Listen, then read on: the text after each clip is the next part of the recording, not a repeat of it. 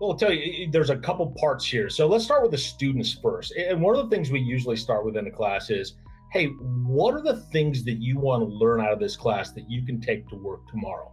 And that's one of the things we end class with too, because what we want to do is make sure that we're giving students the confidence that they need in gaining new, say, knowledge, skills, and abilities that are applicable to their role.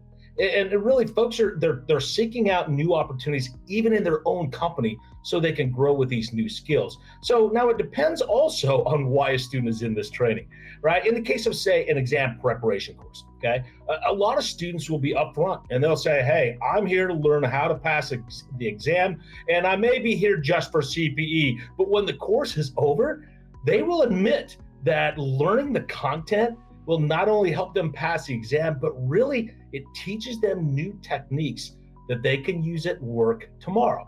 Now, in terms of, say, team and leadership, that was the second part that you asked about. I see a lot of aha moments when teams train together. I remember once I had two managers. This was a financial institution, and they were at odds about who was accountable for a specific practice in their organization. Now, that's referring to something called a RACI chart. But they asked me point blank in class for my advice on which one of them should have actually been accountable. Now, of course, I don't know the context of their organization, their specific structures and their cultures, but we were able to talk them through the process using the course information that we had, and they were able to work this out within their team. So having said that, I think from a team perspective, training brings topics up that some teams are maybe too shy to address. But when you're in an open learning environment, you can solve a lot of issues during training. I'm not saying it replaces consulting or hard work, but when you have teams learning together in that environment, I think that really helps. The third you asked about was companies. Well, every organization wants ROI, return on investment, but sometimes you don't see these benefits immediately. Now, a well-trained company is more resilient and agile and open to continual improvement. So I think that organizational change and culture, I've often called those silent killers to any enterprise success, and companies who are willing to invest in training will see improvements in these areas because training supports people. And without people, you know where that goes in an organization. Hopefully that answers your question.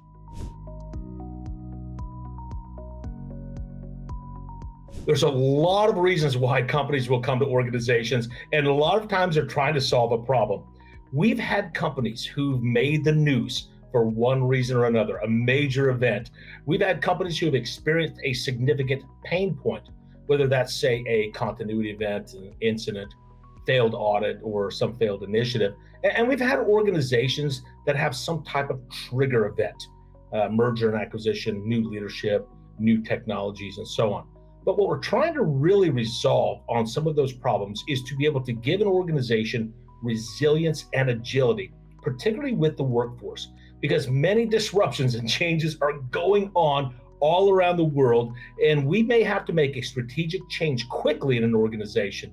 And therefore, enterprise training can help us understand some of the latest trends that can help us solve those problems, whether you're looking at audit, risk, privacy, governance, many others. We all know that trained or lack of trained resources can be a company's biggest asset or liability. And therefore, one of the governance components we need to look at is people, skills, and competencies. That's required for a governance model that helps us gain focus and prioritize our efforts.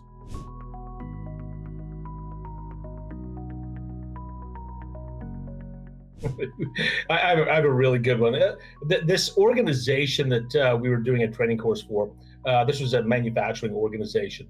They were suffering from what I always call framework overload. They had more frameworks than they really needed. And so two of the competing frameworks or models that they had in their ecosystem were COBIT and NIST, the NIST cybersecurity framework. And again, they were suffering from this whole idea of framework overload. So the organization really did not have a single focus because the CIO and the CISO were constantly at odds.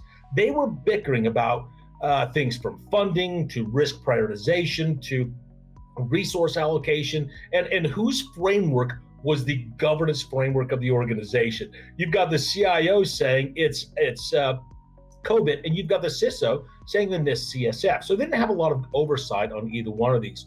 But really going through this training, we were able to talk through how these types of frameworks can come together, and they built an enterprise model over information and technology, which now really helped them look at how they optimize their budget.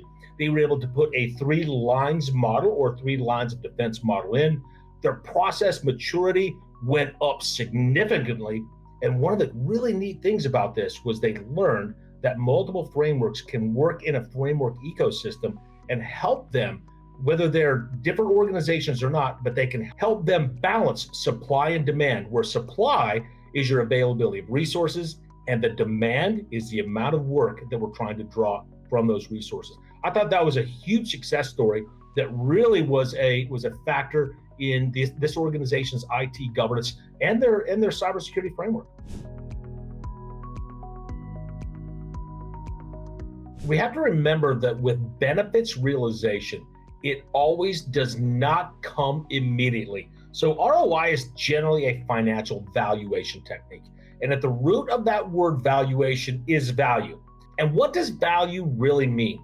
It means, are you really getting more out of something than you're putting into it?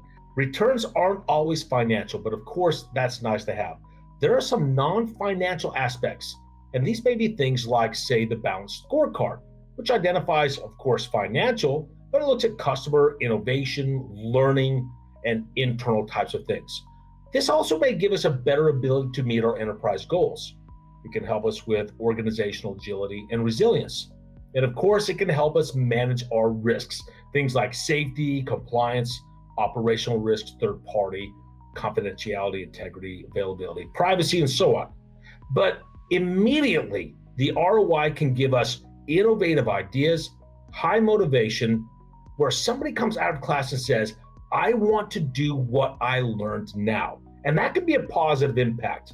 From an intermediate perspective, process improvement, efficiency around processes like incidents, changes, and projects. It can give us improved services, customer satisfaction, and maybe better investment decision criteria. But really long-term, some of the ROI we can get out of this are things like our program and portfolio success, overall satisfaction with services from customers.